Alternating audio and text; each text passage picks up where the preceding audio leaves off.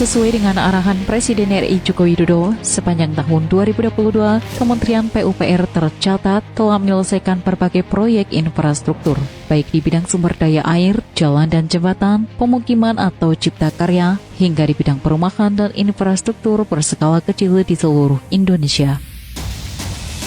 Sesuai data e-monitoring hingga akhir Desember 2022, realisasi penyerapan anggaran program belanja Kementerian PUPR sebesar Rp117,9 triliun atau 93,6% dari total pagu anggaran tahun 2022, yakni sebesar Rp125,9 triliun.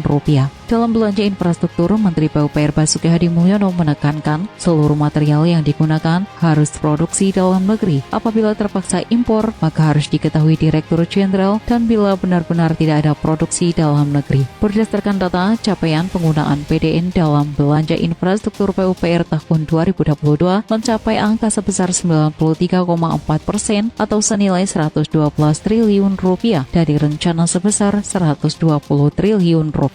Dari progres tersebut tercatat sejumlah infrastruktur Kementerian PUPR yang telah diresmikan adalah: pertama, untuk infrastruktur bidang sumber daya air, diantaranya Bendungan Rundu Gunting di Kabupaten Blora, Jawa Tengah, Bendungan Bintang Bano dan Bendungan Beringin Sila di Kabupaten Sumbawa Barat NTB, Bendungan Semantok Jawa Timur, Bendungan Kering Ciawi dan Sukamahi, Bendungan Sadawarna, Embung Kedung Sambi, serta Embung Sumingkir di Jawa Tengah, dan Pusat Persemaian Modern Rumpin Jawa Barat. Selanjutnya di bidang jalan dan jembatan yang sudah diresmikan antara lain Jembatan Gantung Gir Pasang di Kabupaten Klaten, Jawa Tengah, Jalan Bypass Balige KSPN Danau Toba, Jalan Tol Binjai Langsa Seksi 1 Binjai Sabat, Jalan Tol Manado Bitung Seksi 2B Donowodo Bitung, Jembatan Puasa di Kabupaten Jombang, Jawa Timur, dan Jalan Lingkar Brebes Tegal, Jawa Tengah.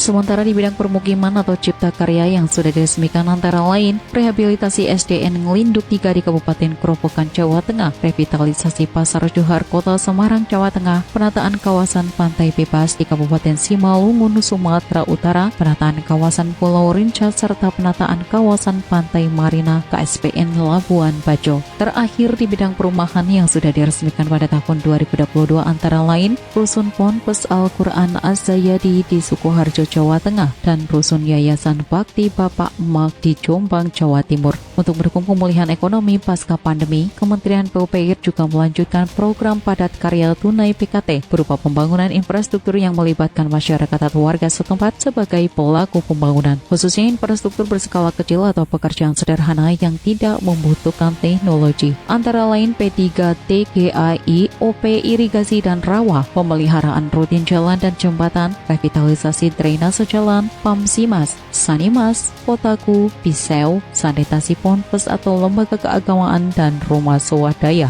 Pada tahun 2022, alokasi program PKT sebesar Rp13,76 triliun dengan target serapan 668.764 tenaga kerja. Hingga akhir Desember 2022, realisasi anggaran mencapai 91,33% dan menyerap 1.064.994 tenaga kerja.